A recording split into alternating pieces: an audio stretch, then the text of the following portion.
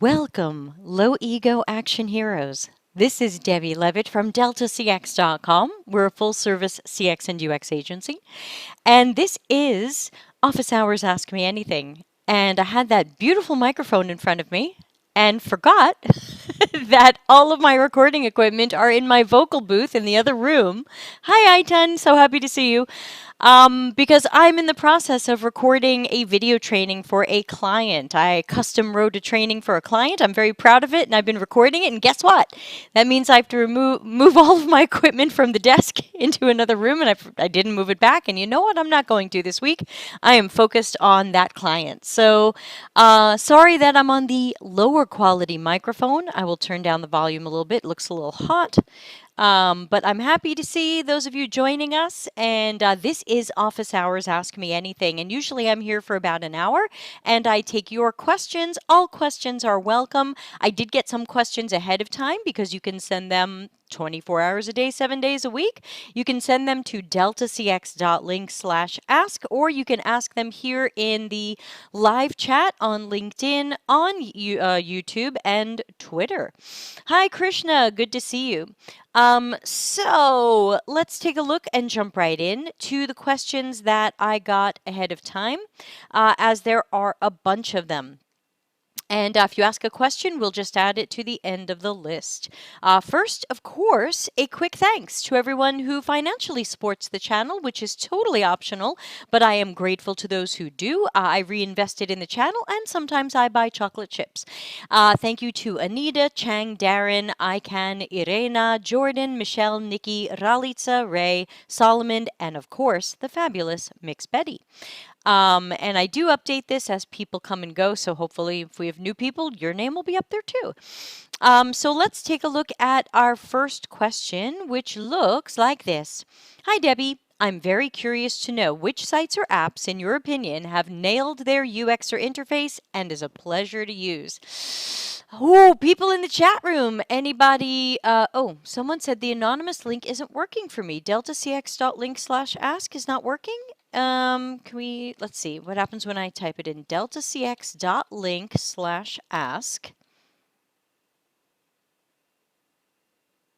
No, that's working for me. Just click text and I'll get it. So try again. Make sure you've done deltacx.link and not .com.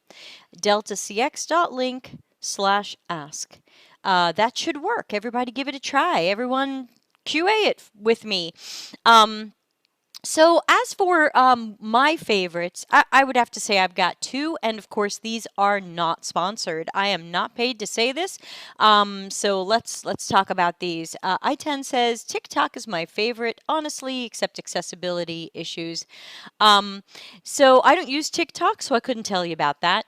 But I would say my number one favorite right now is Monday.com. You've seen me use it in some other videos, and maybe someday I won't love it and I'll like something else. But as of now, my favorite is Monday.com. It's definitely not UX perfection, but it's one of those few apps and systems that I feel just in love with. I don't want to say addicted to because I don't really have an addictive personality, but that I feel like, wow, I love this thing. I love using it. And I wish I had more ways to use it because it's just that good. So I would probably say Monday.com. I also really super love the system that I use to stream to all y'all. It's called vMix. It is for Windows only. I am happily on Windows. It is definitely not the best UX in town. I don't think any UX people work there, but I think they've still put together something that is surprisingly easy to use and wasn't too hard to learn for considering how complicated it is. And I also credit some of their fun YouTube videos for helping me out there. So those are some of my favorites, and thank you for the question. And let's take a look at our next question, which I will copy paste on the screen so everybody can see it with me. Let's see, hold on. And, this is the downside to some of these anonymous questions in that sometimes I wish I could ask you guys some follow-up questions like, what? This one says, how should I behave to a UX colleague who wants to overrule me? He started the company 2 years earlier than me, but we're in the same position. Okay, so I'm definitely lacking some information here. If you're in the same position, then this is not your manager or your team lead. So you're letting me know that this person is supposed to be at the same level as you. They've just happened to have worked there longer, and they're overruling you. And I think my first question is, how are they in the position to overrule you? Are they working with you on the same project? Are they someone who's checking your work even though they're not your team lead? So this is one of those times where I wish I had a little bit more information and color. When y'all send me questions, I don't think there's a character limit, so you can send longer stories if it would help. So I think in this case, this sounds like the kind of thing that I might go to my manager with. And I might go to my manager and say, hey, working here's been going really well. I like the team. I like the project. So, this is going well. That's going well. But I'm not having the best I'm not having the best experiences with Pat or, whoever it is. Um, there are times where I've done work and Pat just comes in and kind of steamrolls me. Now, I'm open to constructive criticism. I'm open to feedback on my work, but Pat just kind of comes in and overrules me. And that just feels a bit strange since we're technically on the same level and Pat's not my team leader. So I wanted to ask you as my manager, is there a way that we can try to figure out how to check and balance this whole Pat thing and make sure that that while I'm open to Pat's feedback, that Pat isn't overruling me or making me look bad in front of other teammates. Again, I don't know if Pat's doing this or who Pat is. I'm just making this up. But I would say this is a good time to talk to a manager and tell them, I mean, that's what a manager does. They are, so this would be your line manager, not necessarily a team lead. Your line manager, and you would be talking to them about a possible conflict with another worker, and I would see what the manager says about that. And if they say, Pat's usually right, so listen to Pat, I would say, I don't know. I think that's a little bit, that's a blanket statement, and it's going to create some strange situations between me and Pat. Is there another way to do this? And if the manager says just believes in Pat, then I don't know, maybe you're moving on. But I would probably talk to the manager and see if the manager can help balance out what's going on here, so that if Pat wants to give you feedback, that's okay, but it doesn't mean you have to do it, or they just overrule you or steamroll you. So thank you for the question, and of course, good luck with everything there. And I also want to start kind of taking a look at questions that I get that could be solved if someone had a good manager. So I would say that is a question that would have been solved if someone had a good manager and could go to that manager. They might be asking me because they feel like they can't go to their manager, and that's something I'm going to start to look at a little bit more closely. So if you're asking a question now or in the future, especially anonymously, and you feel like you cannot go to your manager with this, please make sure I know that in the question so that I don't say something like, talk to your manager. I am curious about when people feel like they can't go to their manager. Okay, next question. Thoughts on NPS? And can we use that as a jumping board to better metrics? I often work with marketing and they love their NPS. Okay, I think we've talked about this one before, but not often. And I think I do have a Medium article on this somewhere, or it's probably in my presentations that I do when I'm speaking at marketing events. Basically, I don't like NPS at all. So I'll talk about why, and then I'll talk about the only good thing that to me can come of NPS. One main problem with NPS is that typically the single question in the NPS survey is, how likely are you to recommend us to a friend or colleague? And it's a scale of 1 to 10 or 0 to 10. Now that to me is a measurement of someone saying how likely they are to recommend us to a friend. Would they give us positive word of mouth? Now, it doesn't measure have they. Have they told anybody about us? Do they plan to, which is a prediction of the future I wouldn't ask about, but have they recommended us? Maybe not. But the interesting thing is that NPS is usually taken to be a sign of loyalty. The idea is that if you would recommend us, you're probably a loyal customer. And what I try to remind people is that customers are loyal until they're not. And I tell stories about companies where I gave 8s and 9s for years and years and years, and then I found something better, and then I was gone. That was it. They had no chance of keeping me. So it's not like people go 9, 8, 7, ooh, you're losing me, 6, 5, I'm not as happy as I used to be, 4, 3. It's not like there is some slow slide where sales or marketing or UX or somebody can come in and save this customer and not lose that business. It's usually just right off the cliff. They're happy or they're not happy and they're gone. I10 says, I'll take time one day and Google the history of NPS, where it came from. How did people find it useful and reliable? I'm curious. Seth says, NPS. We cannot debunk this enough as a faux measure of loyalty. Let's get that up on the screen. Thank you, Seth. Oh, I think I have a layering problem. Please hold. Thank you, Seth, and always good to see you. Yeah, I am not a fan at all of NPS. Really, there's kind of nothing I like about it, and it's not even a measurement of loyalty, because, again, if I were giving companies 8s and 9s and then I left, was I loyal? I was loyal until I wasn't. So what I tell people is, if you want to run NPS, you certainly can, but we shouldn't take it as a measure of loyalty. We should take it as a measurement of someone's hypothetical intention to spread good word of mouth, though we don't know if they have spread good word of mouth or not. And we should still be doing qualitative research to figure out what's going right or wrong. Who, what, when, where, how, why. We don't know any of those from NPS. NPS is just a very, very general score, and there's so much we don't know. There are times where I've given companies a 1 and nothing happened. Nobody followed up with me. Nobody asked me what was wrong. There was one time I gave a company a 1 and they wrote back like, oh, what's happening? How can we help you? I said, too late. I've already moved my stuff off your system and I'm leaving. And as soon as I've transitioned everything, I'm out of here. You can't save me. It's too late. So it's super reactive. You are unlikely to catch people when they are just starting to feel a little unsure or just looking at a competitor or whatever. By the time you are surveying me, especially since these could be months apart, I might have already left. And that's why I talk about behavior triggers. So I would say I'll stop here for the most part, but I would say go into the playlist here on YouTube that says, I think it says like conference presentations or something like that. And there's something that says transitioning towards customer centricity for marketing in parentheses. Watch that one. So I've got a lot on NPS and how I believe my behavior triggers model is a stronger way to go, and a couple of things around there.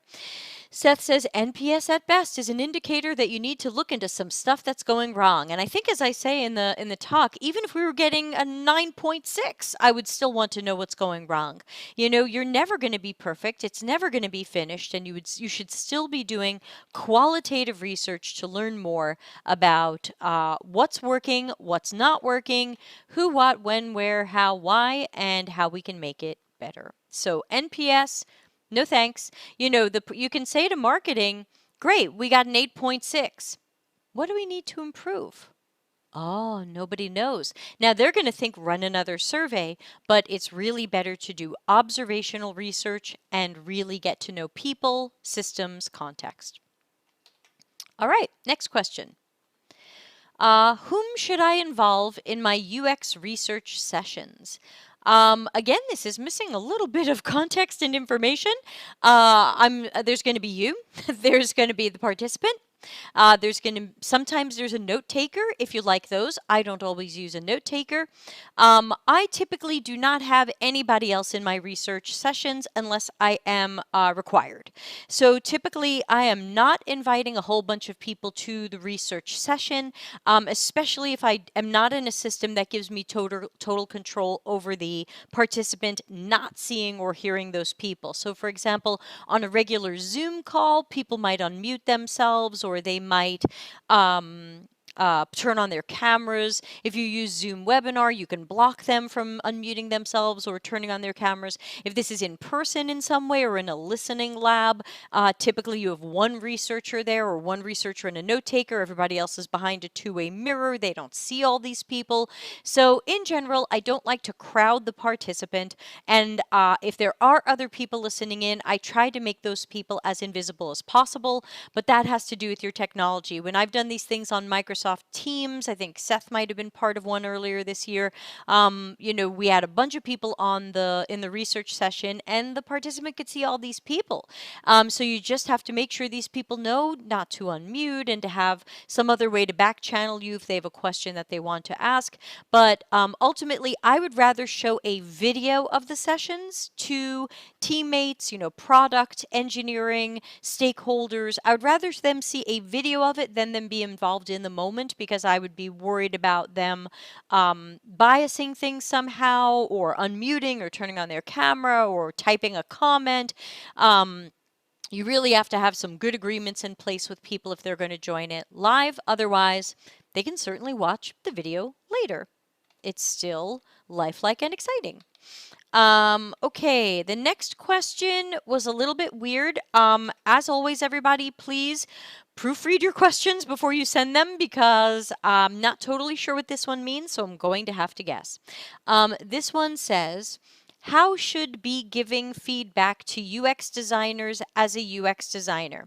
So I didn't know if this was who should be giving feedback to UX designers, or if this was how should I be giving. So again, always read your question out loud. Make sure it says what you mean it to say, and it's going to make sense to me, and I have all the information I need. So I'm going to take this one as, how should I, as a UX designer, give feedback to other UX designers? First of all, I like to make sure that they want that feedback. Sometimes feedback nobody asked for gets awkward fast. People feel like, wait, why are you coming in at my stuff and telling me what you think of it? Hold on. So you want to make sure that you're not just dropping by. Unless you are a team lead and you're supposed to review people's work, you want to make sure that there's, again, an agreement there that people want that feedback, or they expect it, or this is a critique session, or something like that. So first of all, make sure they want that feedback. If not, you're going to have to ask gently, hey, I saw something you were working on. Do you mind if I talk to you about it a little bit? I have some ideas or some questions. And they might say, sure. Or they might say, not right now. And, take that for how it's meant. So as for feedback, typically I am looking at a few things in people's work. I'm looking at their technical excellence, I'm looking at their attention to detail, and I'm looking at their critical thinking. So these are areas where I might typically look at someone's work. I try not to ask any questions that make people defensive, like, why did you do that? Even if you don't make it sound like that, it can sometimes be heard like that. Even if I say, why did you do that? That could still be heard as, why did you do that? So you have to be careful what you're asking and how you're asking it. So typically I'm looking at the quality of the work, the critical thinking that went into the solutions, and the any attention to detail that might be missing. Sometimes people create something that's inconsistent. Over here you did this, but over here you did this, and they should probably match up for consistency. So these are some of the things that I'm looking at, and of course I'm also looking at the solution. Or the proposed solution. I always remind people, keep simplifying, keep asking yourself, is this easy to learn and easy to use? Keep looking at all the things Larry Marine talks about. Is it manually intensive? Do we have a lot of steps? Is it cognitively demanding? Are we making people think? People hate that.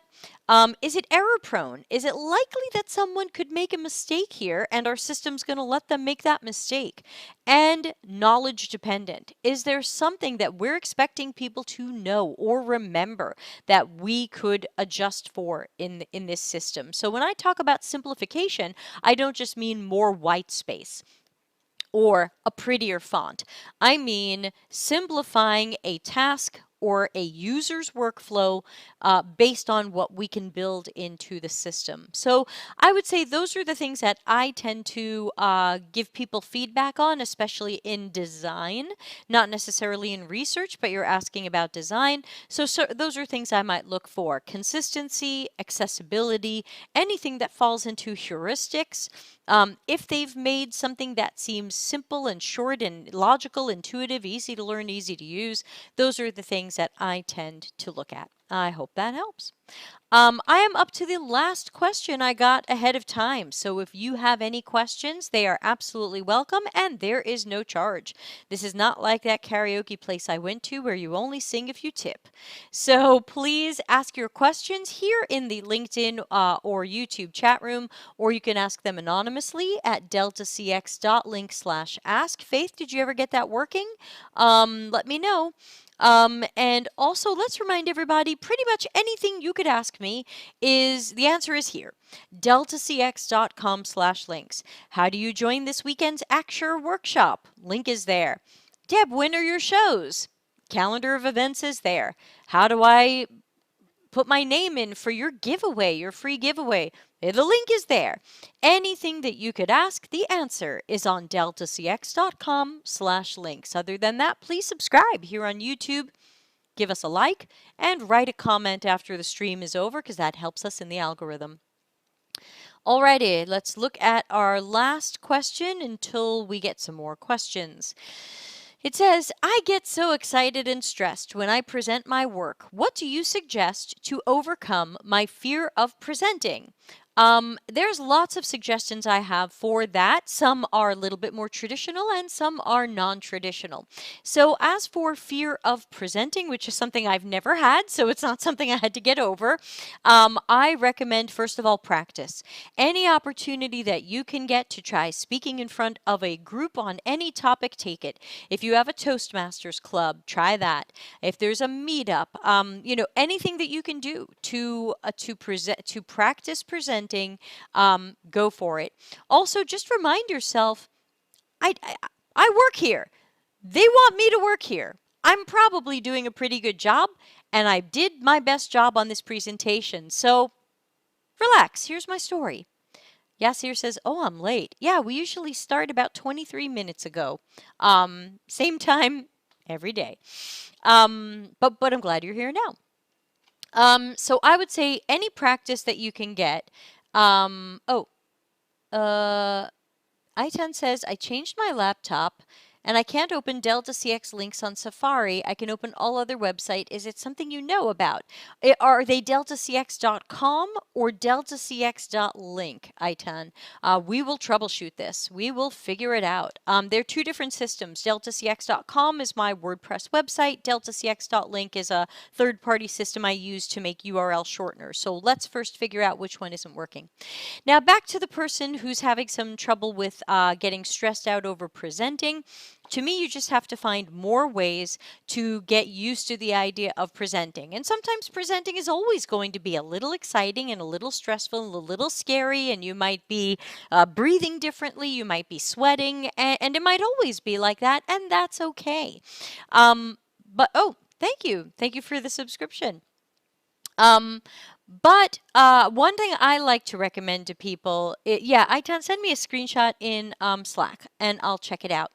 One thing that I like to recommend to people is karaoke. And I know you're thinking, oh, Deb, you're crazy. And I say, sure, but hear me out. Karaoke is a highly supportive universe where you get up in front of a bunch of people, in front of a microphone, sing a song that maybe you're good at and maybe you're not good at, and everybody's going to clap. And I think that that could help people with a little bit of that fear. Now, it is a little bit of trial by fire. You are definitely throwing yourself into the deep end. But the good news is that most karaoke places around the world are super supportive. In fact, I have found from being a karaoke junkie that the worse people sing, the more claps they get. Which is why I mostly get what I call the Jack Russell Terrier audience, which is a room full of people going.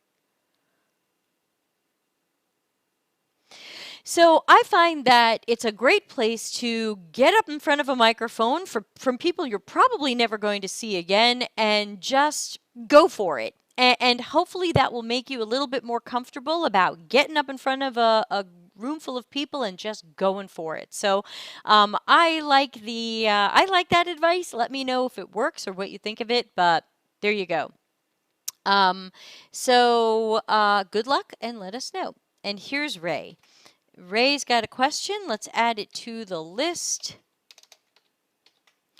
And I think I have a message also from Itan. Let's check this out. Itan says, Safari can't connect to the server. deltacx.link/ask. That's strange. Try taking out the HTTPS, like try HTTP, but I will definitely look into this after the show. Let me also get the real URL for the asking the questions, and I'll dump it in YouTube. Give me 1 second, and then Ray will get to your question. So YouTubers who want to ask anonymous questions, did that come through? Sometimes YouTube blocks links out of fear of spam, but tell me if that URL came up.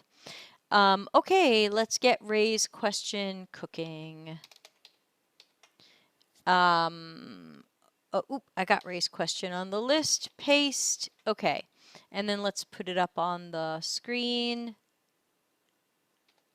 I10 says she'll try with Chrome. It's not working with Safari. Okay, thanks everybody for helping troubleshoot this. It's the first I've heard of it, but you know, it's a third-party service, and if I need to send them a support ticket, I'm not afraid of that.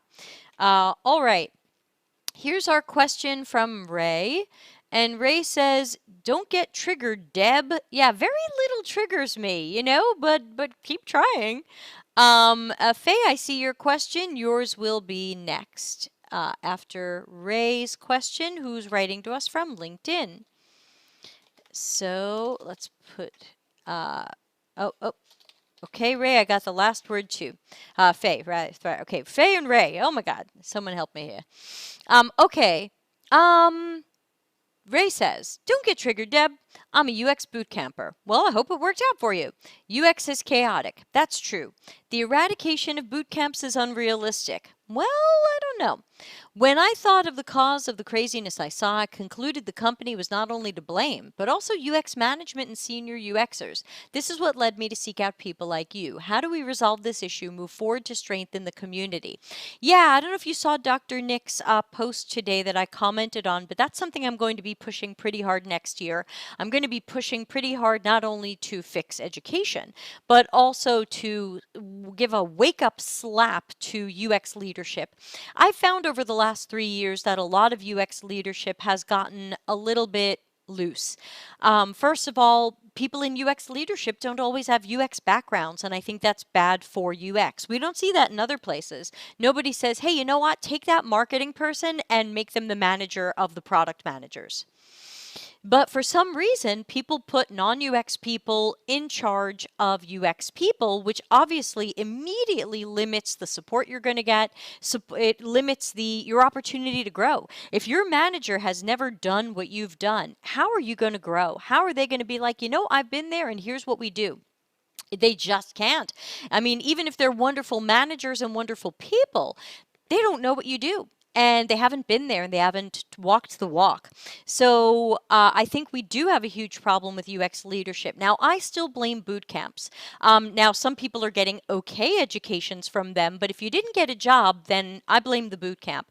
And the problem is the boot camp is not bridging the gap between base education, you know, the building blocks, the lowest things you can learn about UX. They're not bringing you up to science and technique. They're certainly not bringing you to strategy, but they're not giving you the practice and the coaching that's going to help you become proficient. And that's why this is my phases of proficiency model. And that's what I'm concerned about, that people come out of boot camps, in some cases knowing the wrong things, taught by the wrong people. I unfortunately had a conversation with one person some weeks ago, and he was still trying to use what he had learned from a Udemy course 2 years ago, and the stuff was unfortunately not really UX. And here he is for 2 years trying to do it as a freelancer or get a job, and he didn't learn the right things the right way. My heart is just broken. That's not okay. That's absolutely not okay. That is a scam, and that's terrible. It's inhuman. So, so Ray, I think that you've got some points here. There's a lot of chaos going on right now, and the chaos was partially caused by boot camps, which cheapened UX a lot. It made it seem like just take this course for a few weeks and you'll have this high-paying job. And it's weird because everybody else is studying cognitive psychology and human behavior and behavioral economics, and somehow if you just go learn Figma for a week, ooh, you're going to get this high-paying job. The promises are unrealistic. And I don't blame senior UXers. So Ray, I would ask you, what are senior UXers doing that you find to be wrong? Because I feel like they're just caught in the middle of all of this and they're being blamed mostly by boot campers who can't get jobs. And I don't understand, and maybe you can help me on this one, Ray. I don't understand why boot campers who can't get jobs blame senior UXers. The senior UXers are the people you want to learn from. They're the people you're hoping are going to coach you and mentor you and raise you up. But then I see so much hate towards senior UXers, and my question is why? What did these people do? What did these people not do that you expected them to do? What is going on here that boot campers who can't get jobs hate senior UXers? Ray, tell me now. So how do we move forward to strengthen the community? We have to fix UX leadership. We have to fix UX being correctly integrated into company processes and not treated like, it's optional, or we can just slap some UX on at the end, or we can just all do it in a team workshop. And we have to get rid of all of the aspirologies, as I call them. See episode 115. We have to get rid of anything that is fake UX. Design thinking, design sprints, lean UX, democratization, everybody's a designer, UX by committee, UX by workshop. These are all hurting us terribly. They're the reason you can't get a job. They're the reason that when you do get a job, you're going to hate it and show up here and ask me questions about how do you escape the carnage. Ray says, remember, people call themselves UXers that are not on your level, or should I say companies. I'm not sure what you mean there, and that still doesn't answer why everybody hates these seniors. But yes, there are a lot of people that part of the problem with UX leadership is there are some people who have failed up, and there are some people who all of a sudden became UX managers not having a UX background, which we just talked about. Ray says, I'm not in favor of thinking anyone can do UX. I don't know what that means. Are you saying nobody can do UX? I'm not getting it. Ray, help me here. We should have you call in and come in as a guest and talk about this, because I don't know what you're saying here.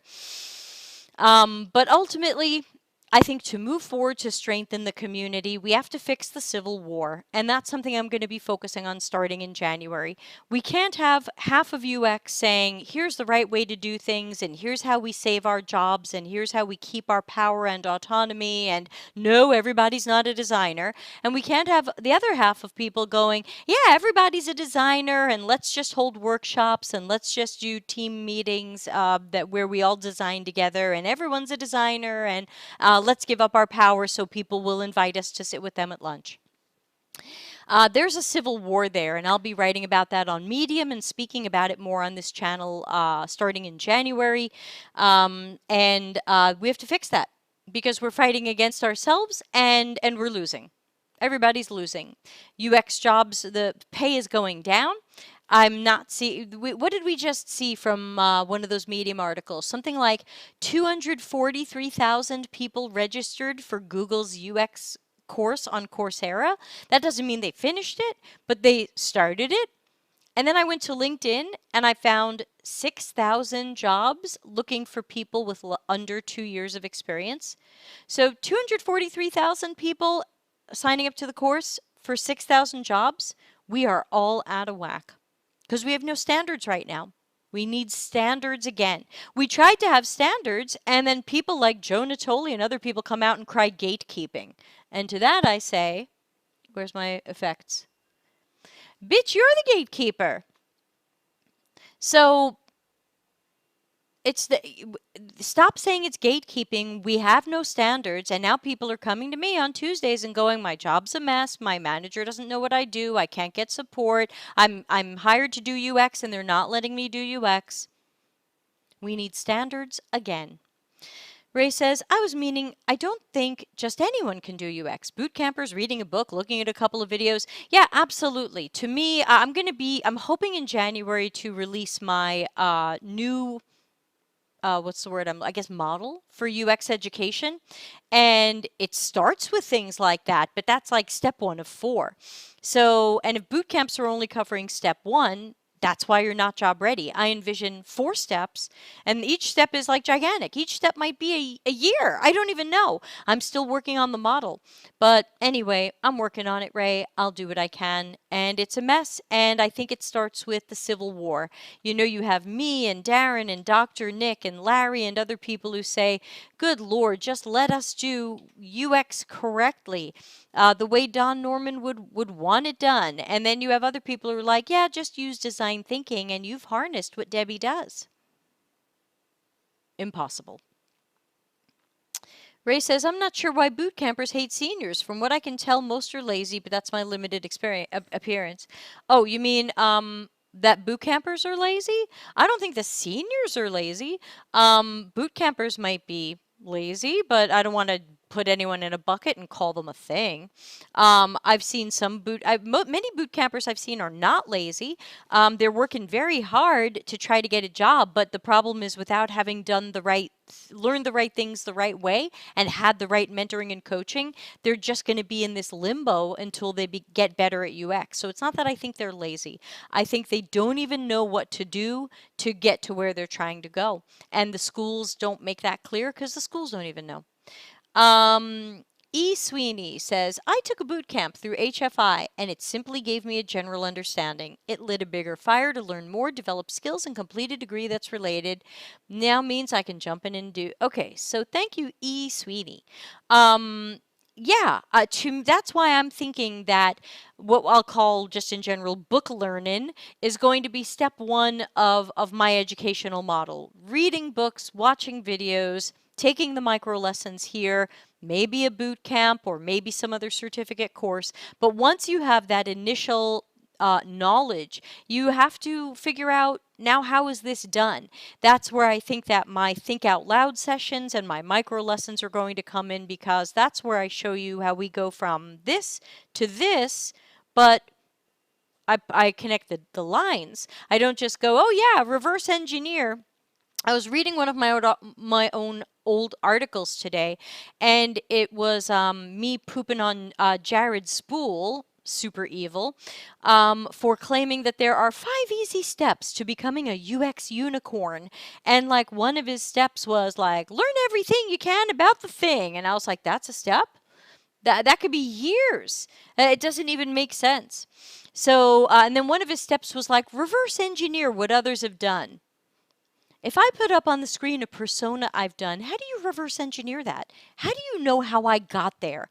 Part of the problem with UX education, in air quotes, and that includes Spool, is who's showing people how we got from these inputs to these outputs, or from this information to this documentation, or from this plan to this research insights. Nobody's doing that.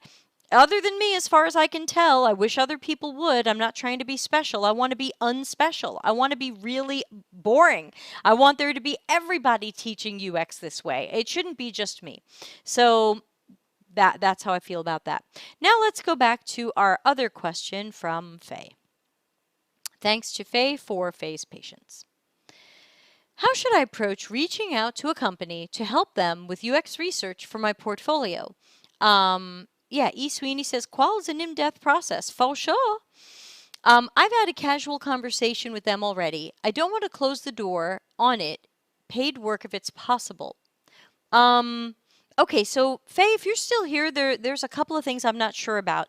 Are you looking to do this UX research just so you have a portfolio project? Have you had a UX job yet? I don't have see, this is where I'm missing the context. I don't have a sense of where you are in your own UX journey, and you've had a conversation with them and you don't want to close the door on it. So is it paid work or is it free work? Is it for your portfolio or is it because these people need research? Are you new to this or are you not new to this? I'm missing a lot of information and I'm not too sure how to answer this. If the question here is, how do you approach reaching out to a company you've already spoken to? Did you follow up with them? Did you write them back and say, hey, we spoke a few weeks ago about that UX research project. Is that still on the radar? Now, I find many things fall off companies' radars around the holidays. So sometimes I follow up with people in December, and sometimes I wait until January because they might not have the time or budget, or they're closing soon for the holidays. Many companies I know are closing in a week or so for the holidays. So they're probably not going to start a project right now. Faye is still here. I'm a junior UXer. For my portfolio, I've experience working on projects through school and an internship. Okay. Super, thank you. And thank you for still being here. Welcome. I don't think we've seen you here before.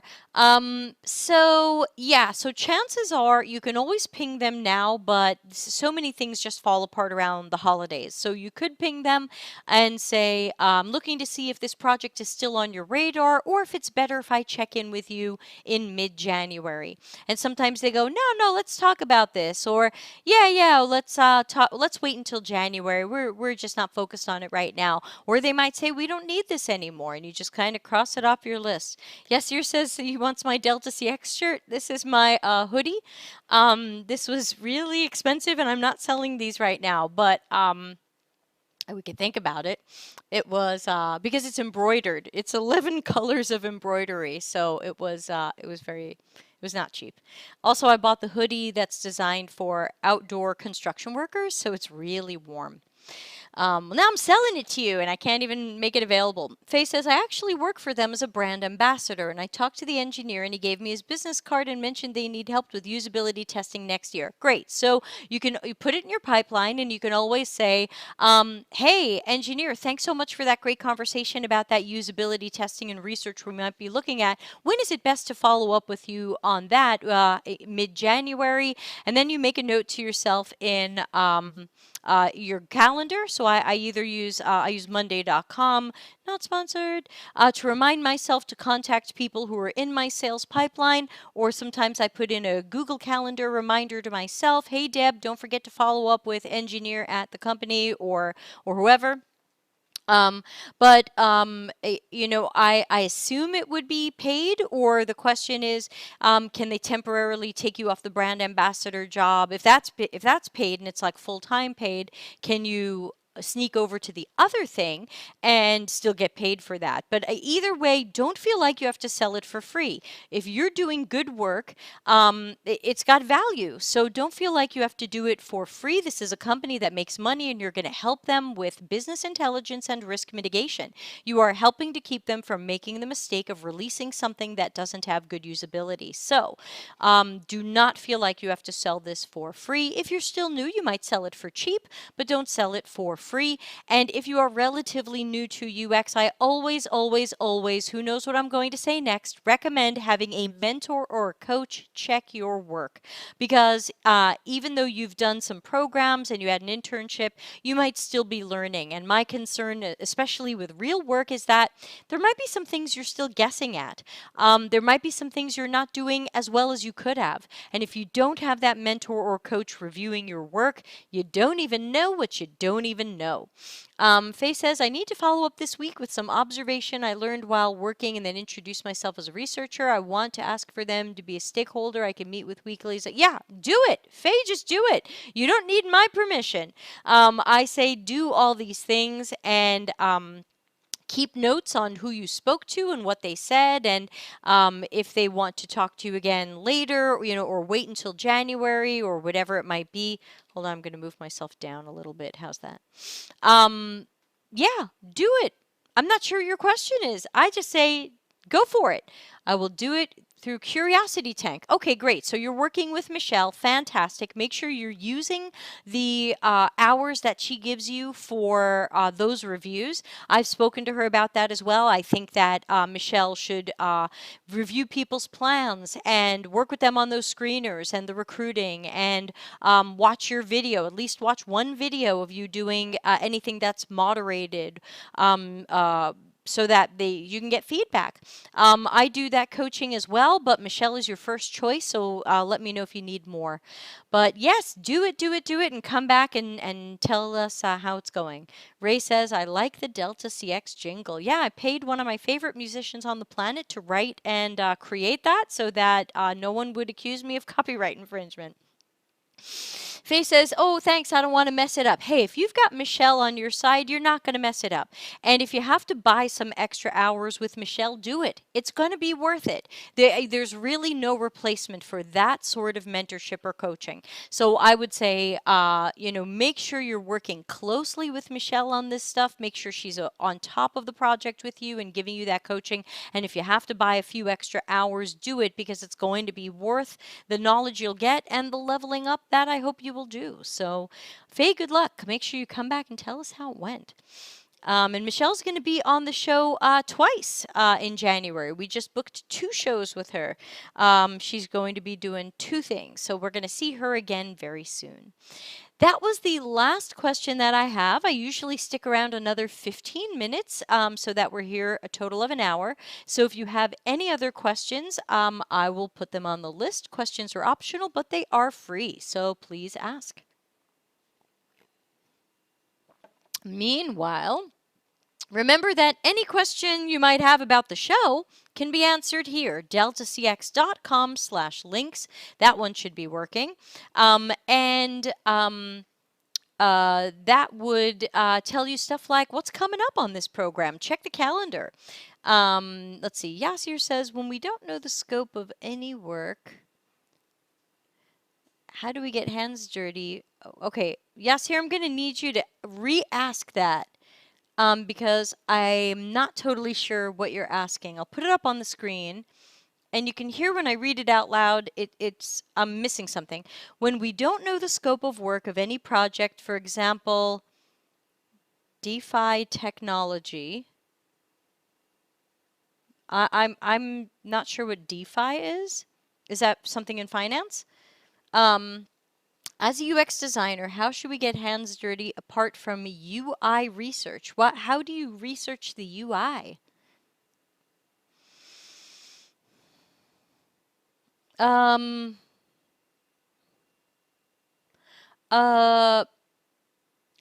right, let me try to answer this generally. First of all, I'm not too sure you would research UI. Because I'm not too sure what we would want to learn. My first question is, what are our research goals? Where's your plan? Whenever you are thinking about research, you've got to start with a plan. If you're not too sure about planning research, please see the micro lessons playlist. I did an episode on planning observational research. So first of all, plan. What are you trying to learn and why? How are you going to learn it? Research on Dribble? I don't understand. I don't understand. How do you research something on Dribble? Dribble is just a bunch of people putting up their guesses at screens. How do you research on Dribble? Is it just me? People in the chat room, am I missing something? Am I misunderstanding something? I don't understand.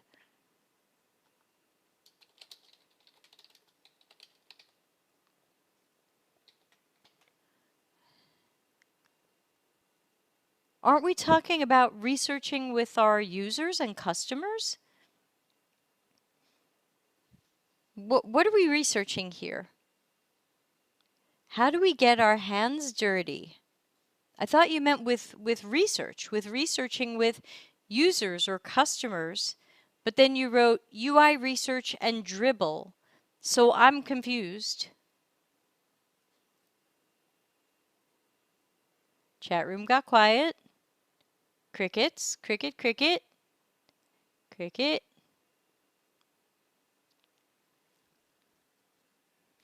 I don't know why research on Dribble. I don't either. I'm confused. What would you research on Dribble? Dribble is a bunch of people Hi Ralitza, good evening. Dribble is people guessing at screens. I don't know what I would research there. If you are asking me, should we look at Dribble for inspiration for UI or designs? My answer would be no. Only because, from what I can tell, Dribble is a bunch of people guessing at screens. Yasir says, how can I start working on project if it's out of my knowledge? The first thing you should do is research the domain. If you have a project that is finance related, don't research on Dribble. Dribble's just a bunch of other people guessing at screens. And very often they've done no research and know nothing about users and just wanted to make things that looked pretty. And many of them are pretty, but that doesn't mean they're a good user experience. If you have a project that is outside of your knowledge, you have to start by getting knowledge. What do you have to understand about this aspect of finance or banking or whatever it is, or new technology that will help guide you? So number one, domain knowledge. Number two, user knowledge. You should be researching with the potential or actual customers to learn, who are these people? What are they doing now with respect to what this product might do or product does? So we've got to, the research shouldn't be look at Dribble and get inspiration from other people's guesses. You should have domain knowledge in that area of finance, and then you're going to want to do user research to better understand, sing it along with me, everybody, people, systems, and context. Who are the target users for this? How are they doing this now? What is the context in which this would be used? And that's how you know how to design. If you'd like to know more about how to design, please start watching my new series. It's called UX Think Out Loud. It's got its own playlist. I've done 3 episodes so far, and it's going to be most Mondays for the foreseeable future. That will help you learn how I go from ideas or insights or questions to designs. And I do not look at Dribble. I hope that helped. We've got Pamela over in LinkedIn. Pamela says, let's put it up on the screen. Hold on, copy paste.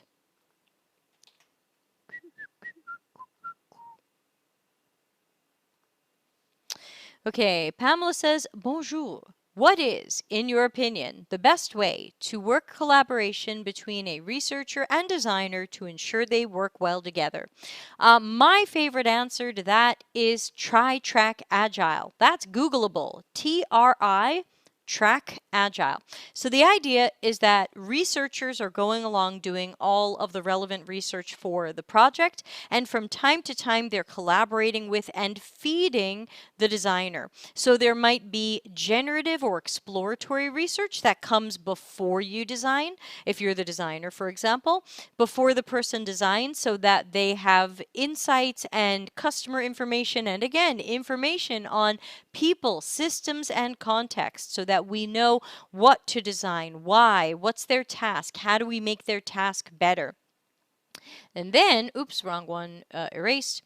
And then research might be coming back later for evaluative research, where you've designed something and now the researcher is going to be doing the testing on that, the usability testing.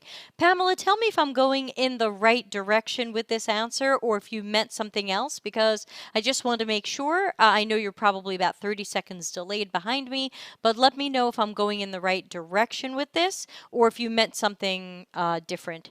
And Ray's question, Ray, the answer is no. But I will put your question on the list and then say no in a much longer way after we get through Pamela.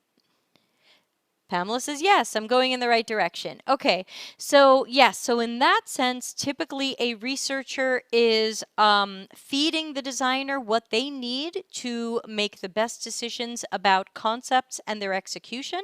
And then later on, the researcher might swing back to help with the usability testing or do the usability testing so that you can see where your designs might, if you're the designer, might need some iteration. If you're the researcher, then same thing I just said, except you're not the designer. Krishna says, research makes a huge difference. No point going ahead without the basics, even for the conceptual projects for building a portfolio. Okay, I think Krishna might be talking to Faye from some minutes ago. Catch up, Krishna. Yes. So, Pamela, if you have a follow-up question, please ask it. I've got my eye on the chat room. Otherwise, that's probably what I would recommend. And also look up Try Track Agile, because the third track is engineering. All right, let's take a look at what Ray in LinkedIn says. Ray says, is there a list compiled somewhere so one could seek out companies that actually believe in UX? What's the approach one should take, or is this trial and error? Yeah, as far as I know, there is no list because sometimes even within companies, there are teams that are doing great with UX and really do believe in it and are handling it correctly. And there are teams that are not because they've either resisted it or they haven't been given UX budget. So you would have to get down to the team or project level, and that's just so hard. And then if a manager changes, maybe everything changes. So no, there is no list that says these companies are better than other companies. And even some of the biggest companies and some of the companies paying the biggest dollars are not the best. I wouldn't say, I mean, Facebook will pay you the most, but they're unethical and super evil and not necessarily doing good UX.